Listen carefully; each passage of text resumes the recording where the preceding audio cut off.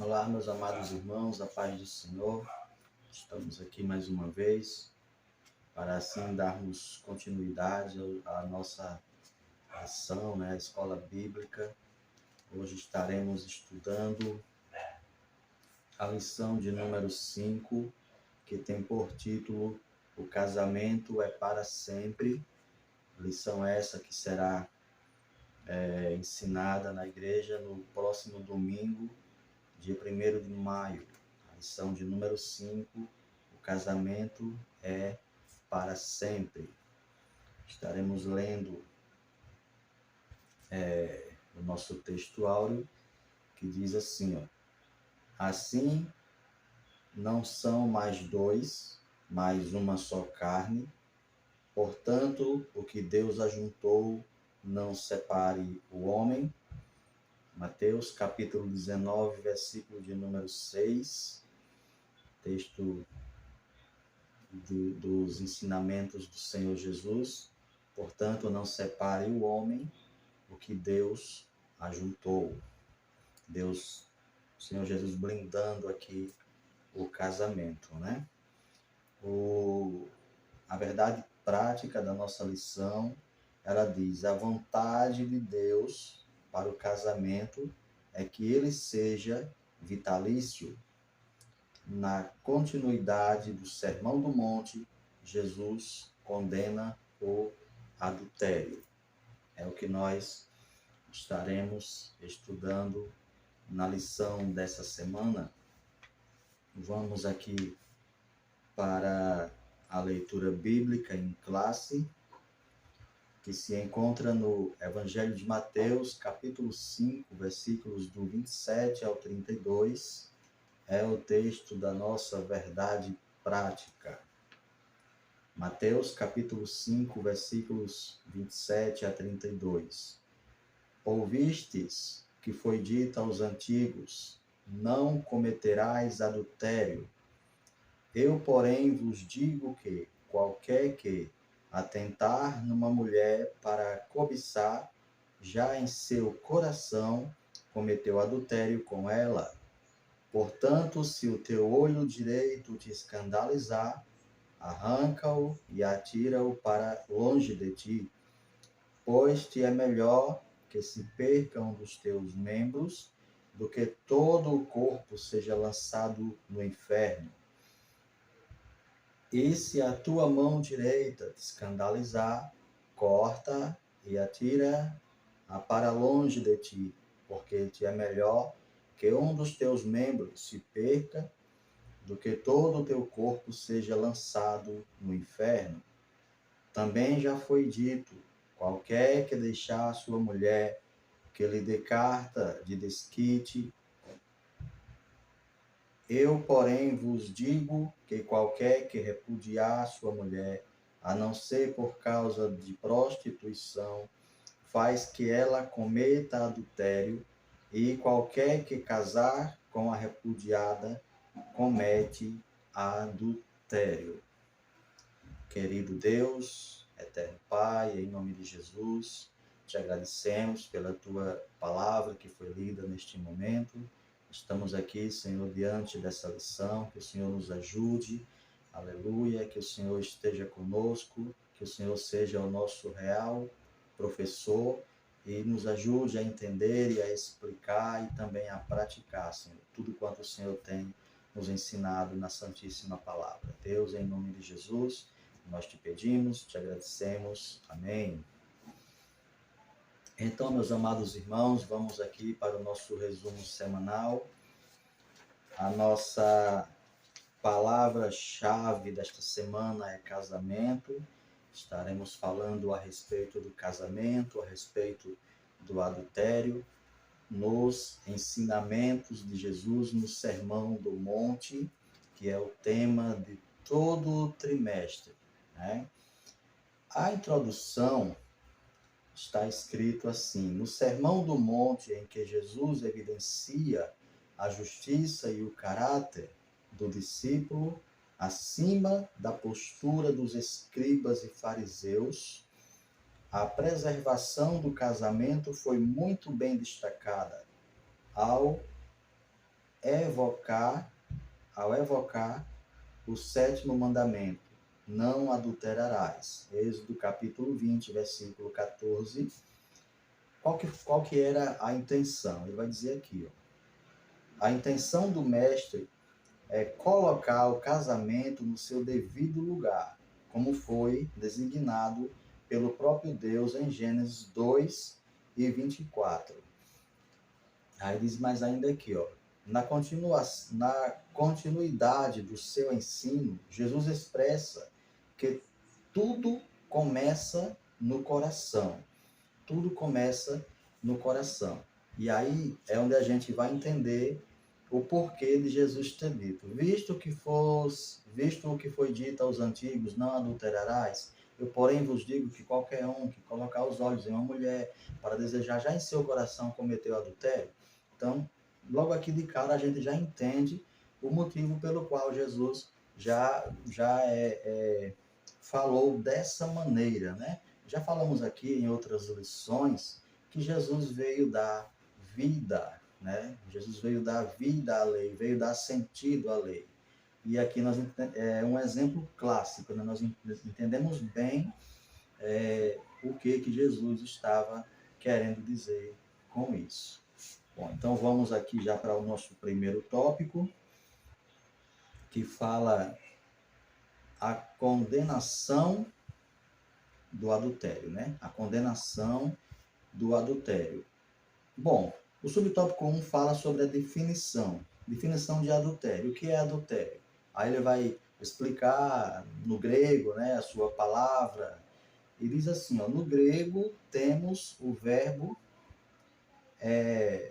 moishel, cometer adultério, ser um adúltero, ter relação ilícita com a mulher do outro, né? Com a mulher de outro, da mulher, permitir adultério, ser devassa. Biblicamente, o adultério é definido como uma relação sexual que um homem casado com uma mulher que não é sua esposa, ou vice-versa. A idolatria era chamada figuradamente de adultério. Figuradamente, né? Então, todo mundo sabe, né? Biblicamente e em qualquer sentido da vida, adultério é quando uma pessoa casada se deita com uma outra mulher que não é a sua, ou vice-versa, né? Então, a explicação é essa. Agora, jamais se deve pensar que as ordens divinas em relação ao adultério fossem pesadas demais. Na verdade, por meio dessas prescrições da lei, o que se colimava era preservar o casamento. Então, tudo quanto foi escrito, tudo que Deus deixou na lei e Jesus deu aquela famosa arrumada, é somente Deus querendo preservar o casamento, preservar a família. Não nada além disso, era preservar, porque a família faz parte, né, do planejamento de Deus. Vamos lá, o mandamento não adulterarás trata-se de um dique que preserva, que trata-se de um dique que preserva a fidelidade conjugal e a família, a célula máter da sociedade. Tá um pouco escuro, um pouco de dificuldade para ler, mas é exatamente isso, né? Quando Deus disse não adulterarás, ele está preservando o casamento, né? Que é algo que nasceu no seu coração, e já sabendo ele dos problemas que são causados pelo adultério. Então ele é bem enfático, não adulterarás, E a gente entende que Israel, quando começou a ter participações com outras nações, houve infiltrações de outras nações, aí não só esse mandamento, como vários outros mandamentos, eles acabaram que ficaram sem sentido para Israel. Tanto que os fariseus, eles tratavam de um jeito um tanto quanto diferente, achando que somente o ato em si era que deveria ser punido. Daí o que Jesus falou, né? Que nascendo no coração, né? Nascendo o desejo no coração, ali já está consumado aquele tão terrível pecado. Então, meus amados irmãos, o tópico de número 2, ele fala a posição de Jesus quanto ao adultério. Né? Qual que é a posição de Jesus? O que é que Jesus acha? Vamos ver aqui. Para Jesus, a gênese do adultério está no coração. Olha aí, que acabamos de falar, né? Para Jesus, o adultério nasce no coração. Segundo as palavras do Senhor Jesus, o adultério nasce no coração. Começando com um olhar cobiçoso e pensamentos impuros que levam à prática sexual ilícita. Então, o posicionamento do mestre vai além de tudo o que no Antigo Testamento era permitido ao homem. Permitido no sentido em que eles olhavam, né? No sentido em que eles interpretavam a lei. Né? Para eles, somente se o ato fosse consumido, é que realmente estava constituído ali o pecado. E Jesus veio mostrar que não é bem assim. Né? No Antigo Testamento era permitido ao homem divorciar-se de sua mulher. Né? Olha, o posicionamento do mestre vai além de tudo o que no Antigo Testamento era permitido ao homem. Divorciar-se da sua mulher, em Deuteronômio 24, versículo 1, aí Cristo vai ao cerne da questão e fala de um coração profano e contaminado, capaz de olhar cobiciosamente para uma mulher e, sem motivo, conceder carta de divórcio à sua esposa. Né? Olha só a interpretação que os judeus estavam tendo da lei naquela época. Mas, falando aqui de um olhar cobiçoso, né? A gente tem vários exemplos na Bíblia em que isso vai muito além do adultério, né? Ele gera também outros pecados, como, por exemplo, Acã cobiçou ali algo que não era para ele possuir e acabou cometendo também um grande pecado. Não era o adultério, mas o seu olhar cobiçoso para a capa ali, para aquelas coisas que Deus não queria que eles possuíssem, e acabou gerando aquele grande pecado também no meio ali da congregação de Israel. Tem também relacionado ao adultério em si, como no caso de Davi, que cobiçou aquela mulher e acabou a possuindo, mas também tem vários outros sentidos, sem ser também só do adultério, para a gente ver o poder negativo que tem a cobiça, né? Quando cobiçamos algo que não é lícito, aí Jesus disse que ali já concretizou o pecado. Então, no seu sermão, Jesus evidencia a importância de homens e mulheres absterem-se de pensamentos impuros, tanto fora como dentro do casamento, pois é dessa forma que se consegue manter a pureza em 3 níveis, que são eles, né? Quando a gente consegue dominar os nossos pensamentos, aí a gente consegue manter pureza em 3 níveis, né? Por exemplo, no nível sexual, no nível moral e no nível social. No nível sexual, não se comete o adultério. No nível moral, temos uma vida digna, e no nível social, nós conseguimos, por exemplo, não pensar mal dos outros, né? Se a gente não pensar mal das pessoas, a gente não consegue chegar ao nível de um fofoqueiro, porque ali já cortemos o mal pela raiz. Bom, precisamos ter a consciência de que, perante Deus, como bem expressou Cristo, uma intenção errada é tão pecaminosa quanto o ato. Por isso, devemos sempre buscar pensamentos puros e bons. Filipenses 4 e 8. Veja a intensidade disso aqui. Ó. Precisamos ter a consciência de que, perante Deus, olha aqui, de que perante Deus, precisamos ter a consciência de que, perante Deus, como bem expressa Cristo, uma intenção errada é tão pecaminosa como o próprio ato.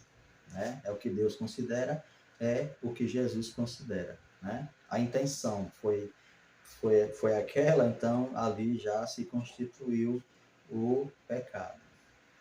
E o subtópico 3, ele vem agora revelando os males do adultério, né? Que a gente sabe que tudo que fazemos de errado tem consequência, né? E as consequências do adultério não é fácil, né? São consequências gravíssimas, dolorosas, mas é assim, ó, o adultério sempre é prejudicial para a estrutura familiar. Sofre todo mundo. Todos sofrem, né? A família inteira sofre. E qualquer infidelidade no relacionamento a dois sempre será ruim, pois gera desconfiança, né? Gera desconfiança, gera feridas emocionais, gera desvalorização, gera desrespeito, fraqueza e queda na vida espiritual. Gera tudo isso e muito mais, né? É uma imensidão de coisas que gera. Acho até que o autor aqui foi bem bonzinho em ter evitado aqui mais algumas palavras, né? Por isso é importante evitar tanto a prática do ato como os pensamentos indevidos. Evitar a prática, isso aí todos nós sabemos que devemos evitar. Mas o que deve ficar também em nosso coração, a partir de hoje, é que os pensamentos também, que é onde nasce ali os desejos, já devem ser evitados. Já devem ser evitados. E além disso, os prejuízos espirituais são ainda maiores. Não havendo pureza em seus pensamentos, nem havendo lealdade com o seu cônjuge, o relacionamento entra em perigo e deturpa a mente do cristão, que, tendo a mente de Cristo, só deve pensar nas coisas boas, segundo aos Coríntios, capítulo 2, versículo 16. Agora veja aqui, meus irmãos, olha, o adultério deve ser evitado a todo custo, pois suas consequências são devastadoras. Além de ser pecado, fere a santidade de Deus. Olha aí. E essa grande verdade a gente encontra em Provérbios, no capítulo 5, versículos de 3 a 8. Né? Então, é importantíssimo a gente vigiar, né, irmãos? Vigiar, suportar. A gente sabe que não é fácil. O assunto família, né? O inimigo ele trabalha muito para destruir, porque é algo planejado no coração de Deus. Família é algo que Deus honra, que Deus ama, que Deus protege. Então, tudo que é de Deus, o inimigo ele tenta destruir, né? Mas cabe a cada um de nós vigiar mais, já começar a combater lá nos pensamentos, lá no coração, para não vir a se transformar, né, nessa grande tragédia que é o adultério destruidor de famílias. Vamos adiante. Vamos aqui adiante. Já chegamos ao tópico de número 2. O que rege o coração, regerá o corpo, né? O título que o autor deu aqui para o segundo tópico, o que rege o coração, regerá o corpo. Sentido geral, né? Sentido geral da vida cristã, sentido geral da vida espiritual e também com relação a todas as coisas. O que rege o coração, regerá o corpo, né? O subtópico 1, ele fala o que procede do coração. O pecado não está restrito apenas ao ato, mas também a pensamentos impuros, malignos, cuja fonte é o coração, e Jesus deixou isso bem claro em Mateus, capítulo 15, versículo 19, né? Do hebraico Labab, coração que em hebraico se pronuncia Lebab, fala do homem interior, né? Não é o órgão, não é apenas o órgão que bombeia o sangue para o corpo, mas o coração, biblicamente falando, é algo muito mais profundo, né? É algo muito mais pleno, muito mais abrangente. Nós vamos ver aqui, ó, fala do homem interior. Quando a Bíblia fala do coração, como diz lá em Provérbios está escrito, né? Tudo que tens que guardar, guarda o teu coração, porque dele procede as saídas da vida. Está falando do lado interior do ser humano. Não é apenas do órgão, não é o órgão, o coração, o órgão, mas o lado interno, né, do ser humano. E aí,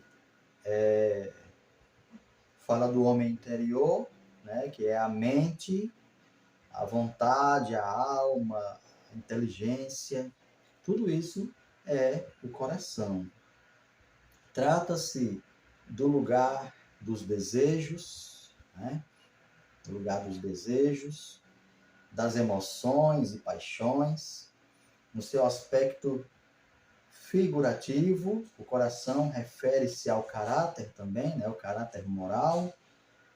Bom, um cristão que tem o coração transformado tem um viver totalmente diferente, visto que seu coração é regido pela palavra de Deus, Colossenses 3:16. Como falou aqui, por exemplo, da mente, né? E a Bíblia é clara quando ela fala que o cristão, né, tem a mente de Cristo, né? Pensa como Cristo.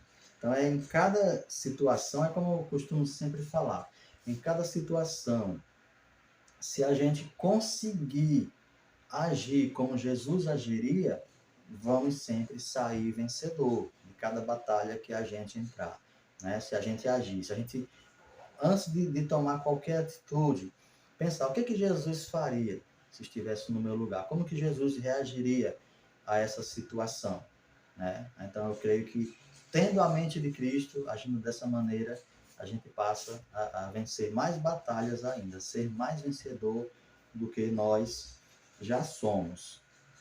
E o subtópico 2, o homem é o que pensa. É sabido por todos que o homem é o que pensa ou sente.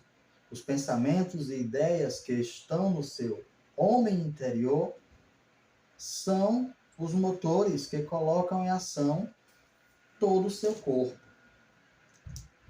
e são determinantes para a sua conduta.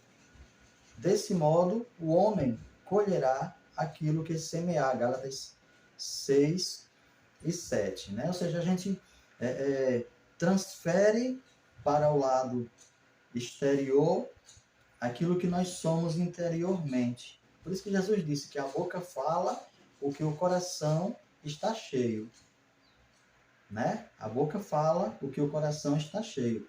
Nós, na maioria das vezes, quase sempre, nós colocamos para fora, né, aquilo que está dentro de nós. Nós conseguimos externar aquilo que nós somos por dentro.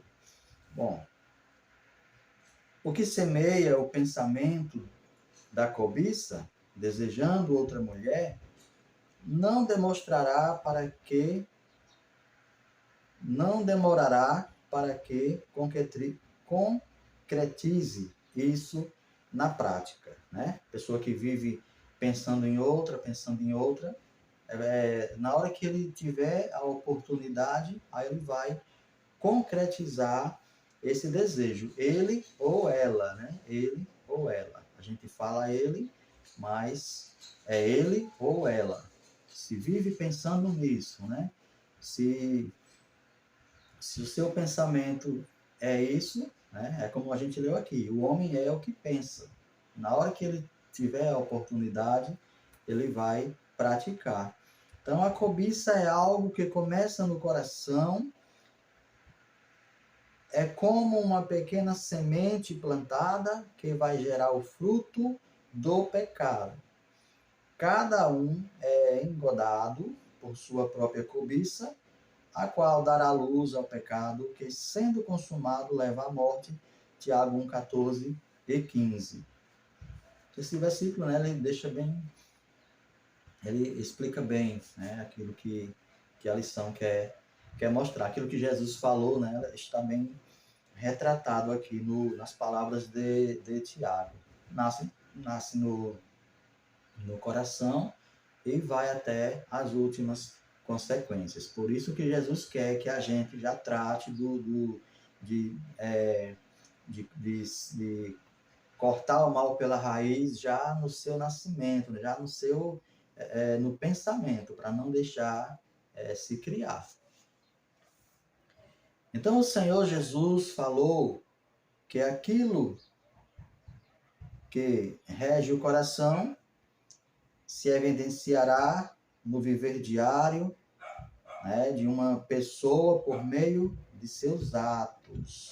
Jesus disse lá em Lucas 6, 4 e 5. Lucas 6, 45 e Mateus 15, 19. O que foi muito bem explicado por Paulo, quando chamou de obras da carne as ações produzidas por um coração pecaminoso, lá em Gálatas 5, 19 e 21. Então, o Senhor Jesus falou que aquilo que rege o coração se evidenciará no viver diário. Voltando, a gente é o que pensa, né? A gente vai pensar muito naquilo que a gente quer fazer. Bom, a saída é pedir para Jesus fazer a transformação e nos dar um novo coração, como está em Ezequiel 11, 19. Né? Um coração transformado. Também aquilo que Jesus falou para Nicodemos, lá no capítulo 3 do Evangelho de João, Jesus falando ali do novo nascimento, né? Ele explica ali para Nicodemos que é necessário que o homem nasça de novo.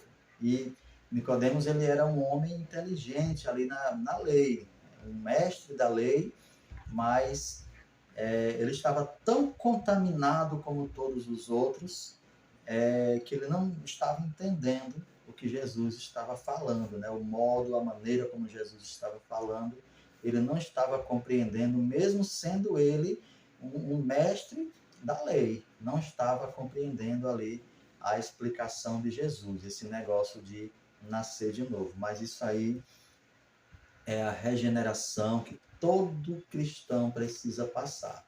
senão vai ficar somente na religião, né? Se a gente não passar por essa regeneração, ter um novo nascimento, né? Ter um coração purificado por Jesus, a gente vai ficar somente na religião, e religião não nos leva a lugar nenhum. Bom, o subtópico 3, rejeitando o corpo, rejeitando não, sujeitando o corpo ao espírito, sujeitando o corpo ao Espírito. Espírito Santo, sujeitando o corpo ao Espírito Santo. O caminho para que o cristão possa dominar bem o corpo é viver na dependência do Espírito Santo. Gálatas 5:16. Então, é uma dica importante, né? Apesar de que todo cristão que lê a Bíblia sabe, né, que se a gente não levar uma vida regada pelo Espírito Santo, vamos andar carnalmente, né? A gente só tem duas opções, ou fazer a vontade da carne ou fazer a vontade do Espírito Santo de Deus, né? Só temos essas duas opções. E fazer a vontade do Espírito Santo é o aconselhável para aqueles que querem andar na presença de Deus. Bom, então Jesus fez uso de figura de linguagem e de modo hiperbólico para mostrar como se deve fazer para viver os instintos sexuais, né?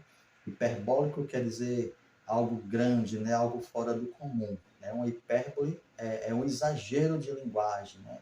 Jesus usou de exageros de linguagem, não foi somente uma vez, né? A gente vê com relação à fé também, se tiverdes fé, né? Dirás a esse monte, lança-te no mar e assim se fará, né? É algo para que a gente entenda realmente que quem tem fé realmente consegue grandes coisas, coisas enormes na caminhada cristã. Bom, ao sugerir, se o teu olho, né, aqui a hipérbole aqui, ó, ninguém vai arrancar o olho fisicamente falando, né, e lançar fora. Não é, isso sim é uma hipérbole, né, um exagero de linguagem que Jesus está usando aqui. A gente não vai tirar o nosso olho fisicamente falando, né? Então, ao sugerir, se o teu olho direito te escandalizar, arranca-o e atira fora para longe de ti, Mateus 5:29a, Cristo não tinha a intenção de incitar alguém a praticar a mutilação dos membros do corpo. O uso aqui é totalmente metafórico, dando ênfase de como o cristão pode crucificar a carne com as suas paixões e rejeitar o seu corpo e sujeitar o seu corpo ao Espírito, para que não seja instrumento do pecado. Gálatas 5:24 e Tito 3:3-5. Jesus não estava falando de cortar algum membro do corpo, pois nada disso valeria enquanto o coração ainda estivesse cheio de pecado, né? É aqui que a gente tem que entender, né? A pessoa levar ali ao pé da letra, né? Aí arranca o olho, corta o braço, mas e por dentro não está desejoso ainda? Ainda não deseja a mesma coisa que desejava? Porque os olhos estão ali somente vendo aquilo que ele deseja. Mas o desejo em si está dentro de si, que ele veja ou deixe de ver, né? Então, é isso que nós precisamos entender. É que isso é apenas uma metáfora. Jesus está usando de uma linguagem metafórica para a pessoa entender, né? O quanto é mais importante ficar do lado do espírito do que do lado da carne. Bom, um coração transformado pelo poder de Cristo mostrará atitudes de sacrifício que visam glorificar a Deus. Né? Aqui já diz tudo. Um coração transformado, ele vai desejar agradar a Deus. Ele vai desejar fazer as coisas que Deus quer que a gente faça. Ele vai sentir prazer nas coisas espirituais e não nas coisas materiais. Ainda que venha o desejo, vai ser combatido, porque ele está vivendo uma vida transformada, um coração transformado, uma vida diante de Deus, regida pelo Espírito Santo do Senhor. Romanos 12, 1 e 1 Coríntios, capítulo 6, versículo de número 20. Então, vamos agora para o tópico 3, a indissolubilidade do casamento, a indissolubilidade do casamento, né? O casamento é insolúvel, não se desmancha, né? Perante a palavra de Deus, perante os ensinamentos do Senhor, o casamento ele é vitalício, vitalício. Por isso, a importância, né, de se prestar muito atenção antes de se casar, porque perante Deus é um caminho que não pode ter volta, né? Por isso, seria muito importante as igrejas, né, ter ensinamentos, eu acredito que desde já da adolescência, já ir preparando as pessoas, assim teríamos uma igreja mais forte, famílias mais fortes, porque teria já um aprendizado para quando chegar ao ponto de casar, já ter uma noção mesmo do que está fazendo. Muitas pessoas, né, aprendem dentro do casamento, e aí já é um pouco mais complicado, um pouco mais difícil, mas acredito que as igrejas têm um papel muito importante, né, nesse sentido, e no meu ponto de vista deveria investir mais nesses ensinamentos, né, nessa preparação desde já da adolescência, da adolescência até chegar à idade de casar. Mas vamos lá. O casamento na perspectiva bíblica, sabemos que o casamento é a mais fundamental de todas as instruções sociais. O casamento é a mais fundamental de todas as instituições sociais, que é algo profundo aqui, meus irmãos, algo profundo. O casamento ele é tão importante que ele rege a sociedade, né?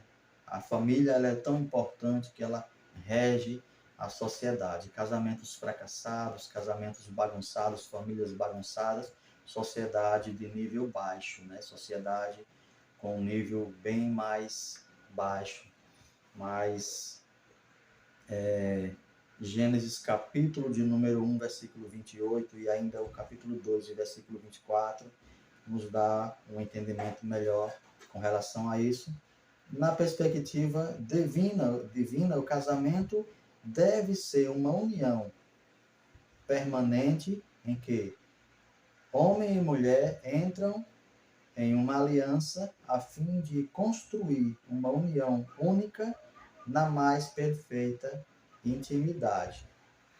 Então, o que Deus quer é isso, né? Que não haja destruição familiar, que não haja destruição do casamento. O plano original de Deus é esse, né? Agora, na prática, a gente vê que é um tanto quanto difícil de se manter, mas existe os ensinamentos, existe o querer das pessoas, né? Querer que dê certo, o querer agradar ao Senhor, o querer agradar ao próximo, e com a ajuda de Deus tudo se resolve. Não é fácil, mas tudo se resolve com a ajuda de Deus. É só a pessoa querer. Não querendo jamais que os votos de casamento fossem quebrados, Deus deu a ordem: não adulterarás. Êxodo capítulo 20, versículo 4.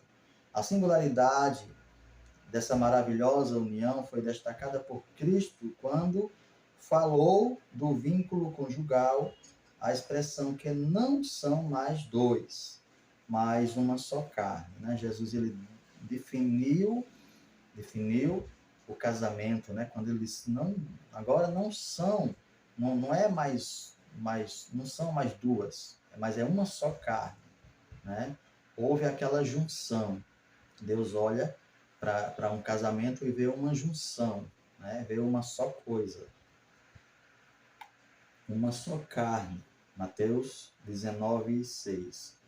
Paulo via essa união de maneira tão cândida que comparou o amor de Cristo, que se sacrificou pela igreja, ao amor do marido para com a sua esposa. Efésios 5:25, né? Jesus com Paulo, ele fez a comparação, né? De como o marido deve amar a esposa, por exemplo, né? E ele disse que, assim como Cristo amou a igreja, o esposo deveria amar a esposa. Assim como Cristo amou a igreja e se entregou por ela. E se entregou por ela. Mas também ele vai falar a respeito da esposa também, né?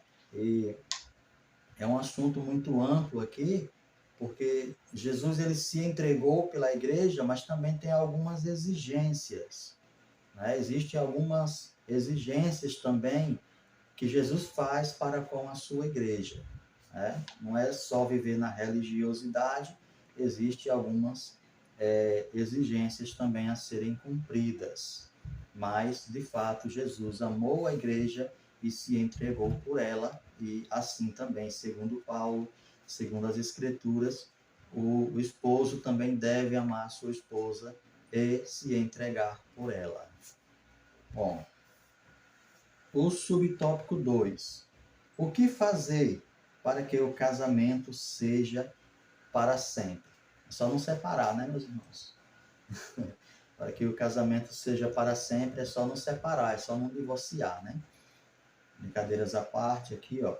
Um casal que vive a vida a dois, em amor, irá construir a mais bela e perfeita união, ainda que enfrente lutas e reveses nesta vida. Então, o escritor usa aqui a palavra amor, né? Tudo que é feito por amor tem como dar certo, né? Porque Deus é amor, o amor pertence a Deus. Então, o ponto principal aí para que tudo na vida dê certo, mas principalmente o casamento, é o amor. O amor ele é algo construtivo, né?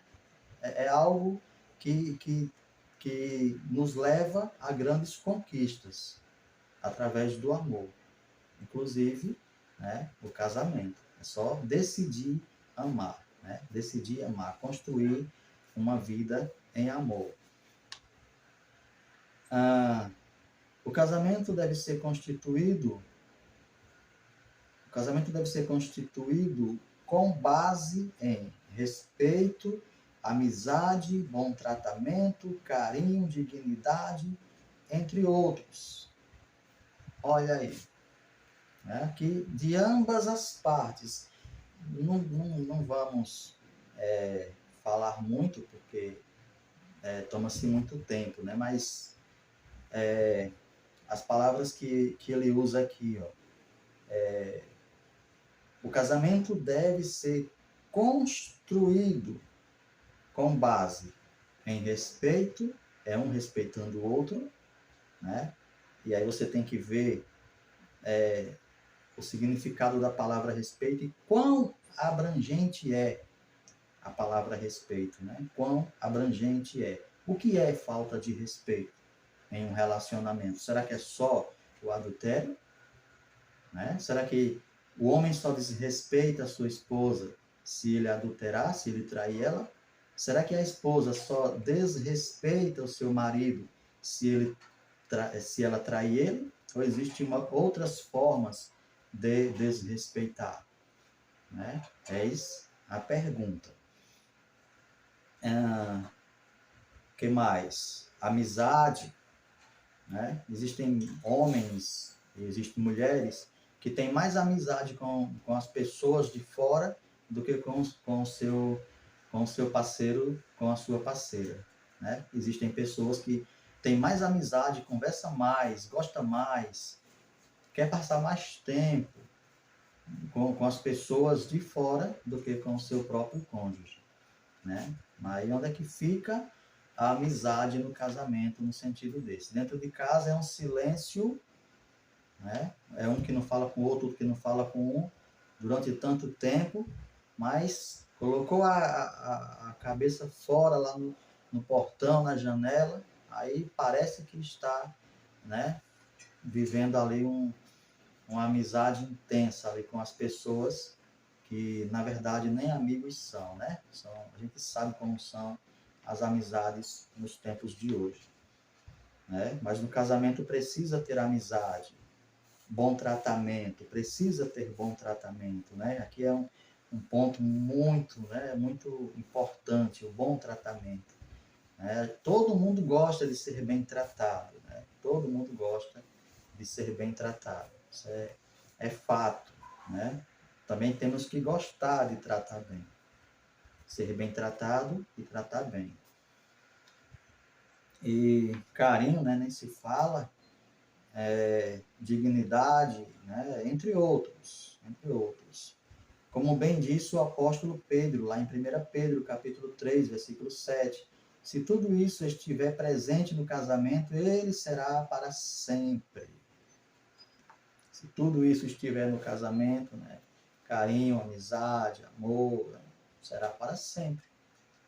Se faltar essas coisas, aí fica um tanto quanto difícil de dar prosseguimento. O casal cristão tem conhecimento de que, no aspecto espiritual, ambos são iguais. No aspecto espiritual, ambos são iguais. Gênesis 1, 27, Gálatas 3, 28, Colossenses 3, 10 e 11. E na vida a dois, há obrigações distintas e específicas a serem cumpridas. 1 Coríntios 7 e 3. Né? Dentro do casamento, nós já falamos que o marido tem que amar a esposa como Cristo amou a igreja e se entregou por ela, e também tem o lado da esposa, né? Que é amar o seu esposo. E aí, se a gente for pegar também essa palavra amar e for dizimá-la também, vamos encontrar bastante coisa, né? Então, é difícil para o homem, é difícil para a mulher, mas se Deus estiver no centro do casamento, né? Se houver oração, se houver leitura da palavra, se houver Deus no casamento, então vai dar certo, em nome de Jesus. Bom, aí fala aqui, meus irmãos, a união sexual é outro fator predominante que deve ser levado em consideração no casamento. Ele deve ser desfrutado pelo homem e pela mulher, casados em uma intimidade mais profunda, né? Tem o verbo coabitar, que Pedro usou, né? Coabitar com ela, com entendimento, né? Pedro usou essa fala, essa palavra. Então, o verbo coabitar fala de relação sexual dentro do casamento. Gênesis 4 e 25. Tratada pela Bíblia como algo digno, em Hebreus, capítulo 13, versículo 4. Então, no caso, em Hebreus, eu achava que tinha sido o apóstolo Pedro, né, que havia falado, coabitar com ela com entendimento. Então, o casal cristão é consciente de que jamais deve usar o sexo como fazem os ímpios. Como é que os ímpios fazem? Sem amor, sem carinho, sem respeito, tão somente para dar vazão às suas lascivas, né, aos seus próprios prazeres.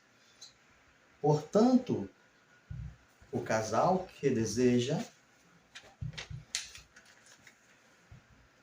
que seu casamento dure para sempre, deve estar em comunhão com Deus, né? Comunhão com Deus. Quer que o seu casamento dê certo? Tem que estar em comunhão com Deus. E ter uma união marcada pelo amor e uma vida sexual regrada e sadia. Que aí já abre vazão para vários outros assuntos que não vamos mencionar agora. Quem sabe em uma outra oportunidade, né? Mas aqui fala de uma vida sexual regrada, né? Regrada porque tem regras, né? Existem regras. E sadia. Então, já dá para entender o que o autor quis falar com essas duas palavras, né? Dentro do relacionamento sexual de um casal cristão, né? Tem regras e tem que ser sadio, né? Uma relação sadia. E o subtópico de número 3,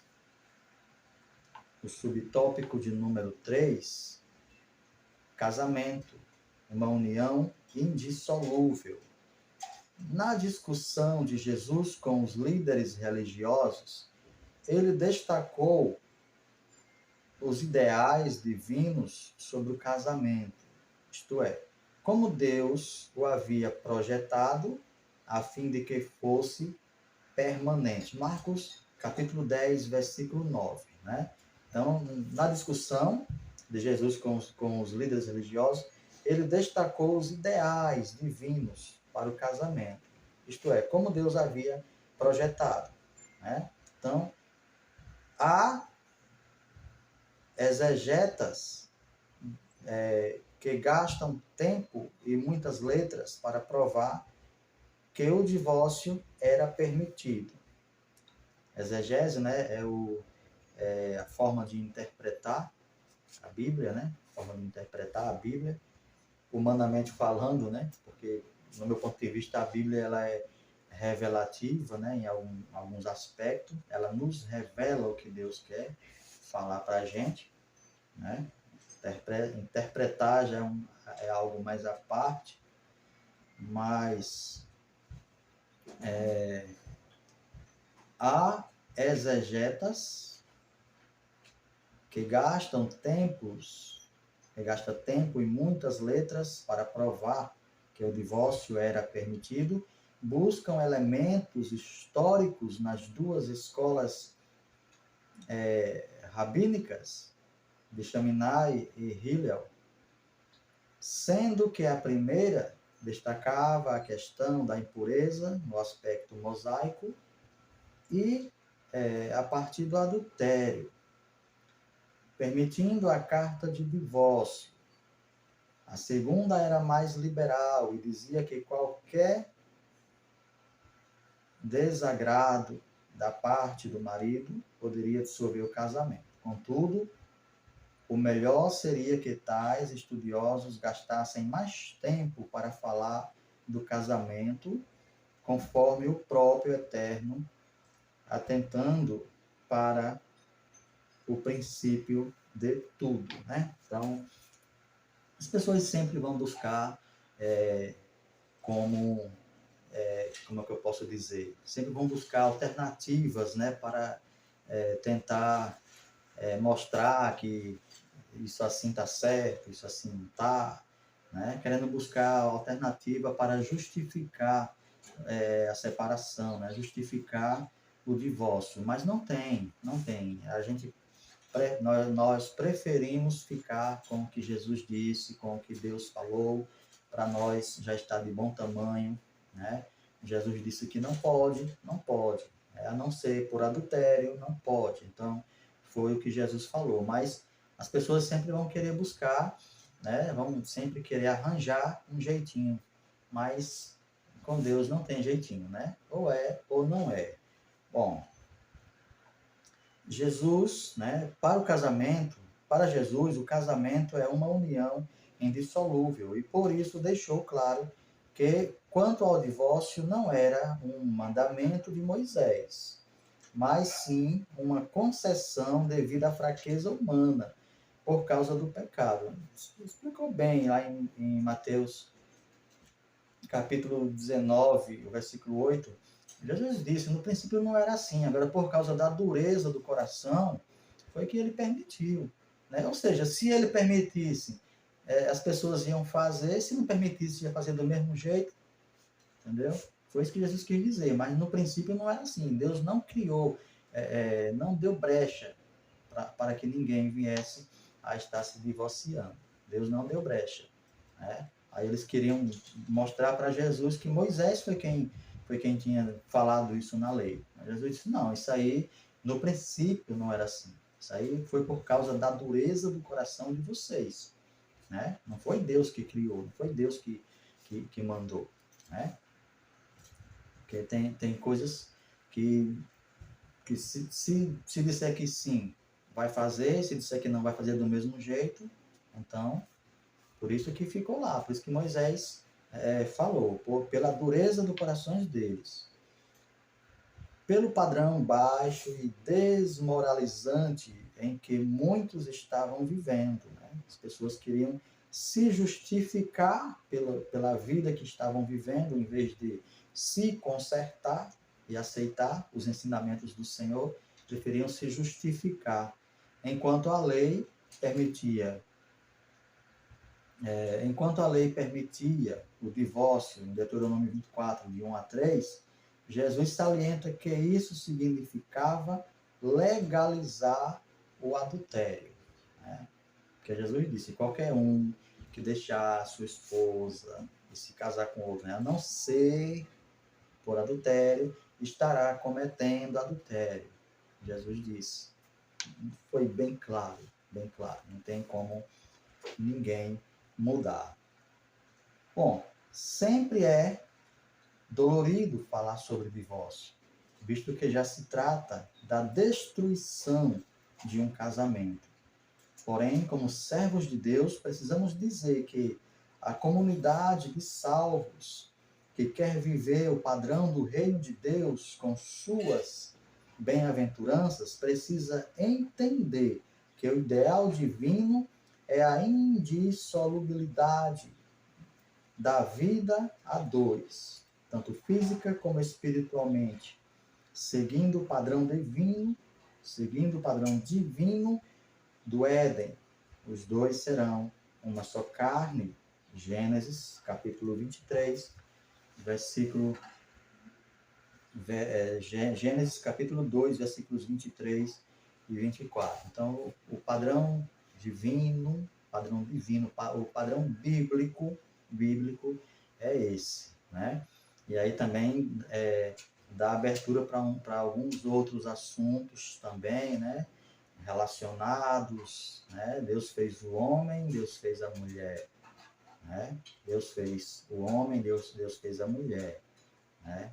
Não vamos entrar em detalhes, mas o padrão bíblico, né? O padrão bíblico que Deus deixou e que o Senhor Jesus ainda nos ajudou, dando aquela boa arrumada, o padrão é esse, né? O padrão é esse. Só se separa se houver adultério. Só se separa se houver adultério. E Deus fez o homem e a mulher. Bom, temos aqui a nossa conclusão da nossa lição dessa semana. Pela palavra de Deus, compreendemos que o casamento é para sempre, mas sua destruição depende de uma vivência com Deus em um relacionamento marcado pelo amor. Então é bem interessante que a gente entenda isso, né? Como servos de Deus, colocar Deus no centro de tudo. Se Deus estiver no centro das nossas vidas, as coisas irão dar certo. Vai vir luta, vai vir problemas, mas vai vir a solução. Deus, ele tem sempre a solução e a última palavra, a palavra cabal, a palavra definitiva. né? Para cada situação nas nossas vidas. Bom, frente aos problemas que possam surgir, o caminho não é o divórcio. Os cônjuges devem agir com boa vontade e sacrifício, buscando sabedoria divina para que se volte a verdadeira harmonia com a presença de Jesus, né? Então, foi essa a aula desta semana, a aula de hoje. Que Deus continue abençoando a você, que Deus continue abençoando o seu casamento, que Deus continue resolvendo, né, os problemas, aquilo que nós não podemos fazer. Nós temos um Deus que está pronto sempre a nos ajudar e a resolver as nossas causas que aos nossos olhos parecem impossíveis. E se lembre, tem coisas que só Jesus faz. Deus abençoe o seu casamento em nome de Jesus. Querido Deus e eterno Pai, em nome de Jesus, nós te agradecemos, meu Deus, por mais esta aula que o Senhor tem nos ajudado. Senhor, Deus amado, Deus querido, nos ajuda, Pai, a praticar esses ensinamentos, Senhor, para a glória do teu nome, Senhor. Trabalha naquilo que nós não podemos, que nós não alcançamos, mas, Senhor, que pela tua graça e misericórdia, Senhor, esteja a nos ajudar, em nome de Jesus. Amém.